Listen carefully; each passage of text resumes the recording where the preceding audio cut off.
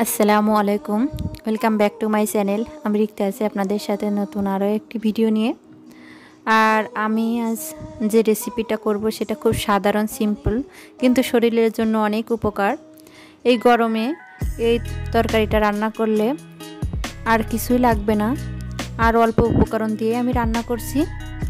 যে কেউ ব্যাচেলার ভাইয়া বা অনেকেই আছেন নতুন রাঁধুনি, তারাও খুব সহজে রান্না করতে পারবেন।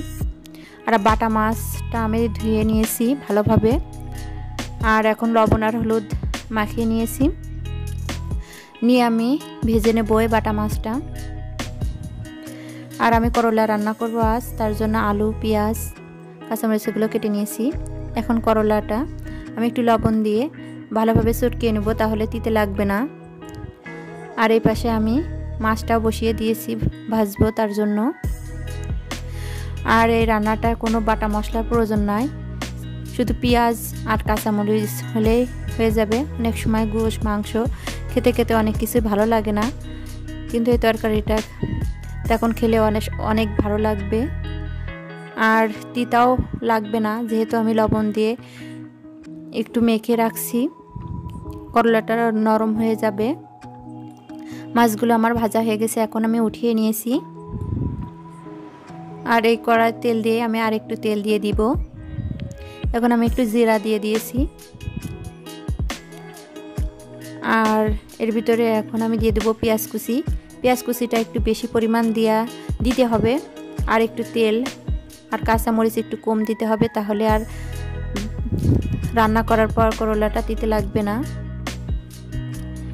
এই কাঁচামরিচ আর পেঁয়াজ দিয়ে আমি রান্না করব। এখন দিয়ে দিয়েছি আমি স্বাদ মতো লবণ আর হলুদ দিয়ে আমি নেড়ে চেড়ে একটু ভেজে নেব পেঁয়াজটা।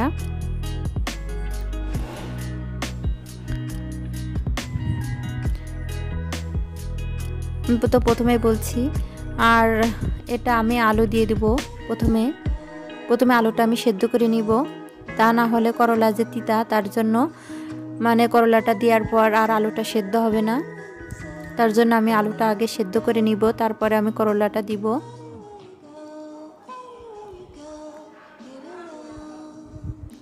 আমি ভালো করে নেড়ে চেড়ে নিব।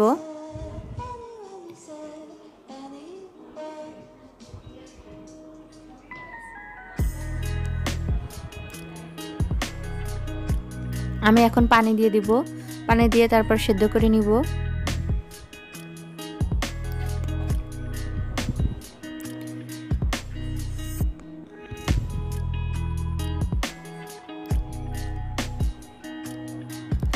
আমি করলাটা ধুয়ে নিয়েছি আর এভাবে কেটে নিয়েছি আমি। এখন আমি দিয়ে দিয়েছি করলাটা, দিয়ে আমি রান্না করে নিব।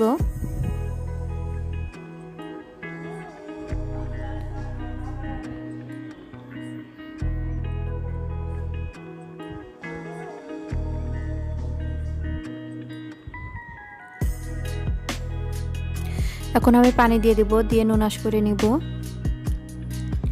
আর একটি কথা, আমার আজকের ভিডিওটি যদি ভালো লাগে তাহলে অবশ্যই আমার চ্যানেলটিকে সাবস্ক্রাইব করবেন, আর পাশে থাকা বেল আইকনে একটা প্রেস করবেন, তাহলে আমার নতুন নতুন ভিডিও আপনি যখনই আপলোড করব তখনই সাথে সাথে আপনারা পেয়ে যাবেন।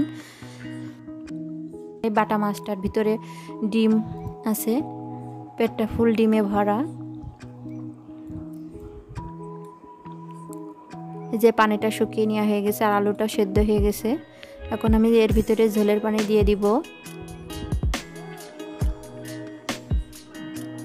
আর আমি একটু ঝোলেই রাখবো। আর এইভাবে রান্না করলে আর করলাটা ঢেকা যাবে না, ঢেকলে তিতা লাগতে পারে। আমি না ঢেকে রান্নাটা করছি, আর একটু হাইটে রান্নাটা করেছি। আর বেশি নাড়াচাড়া করা যাবে না করলাটা, তাহলেও তিতা লাগতে পারে। এখন আমি মাছগুলো দিয়ে দিব।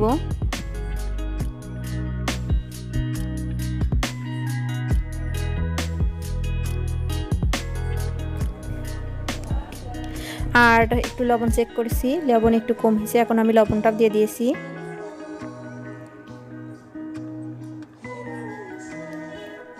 এই যে খুব সহজে আমি রান্না করলাম করলা দিয়ে, আলু দিয়ে আর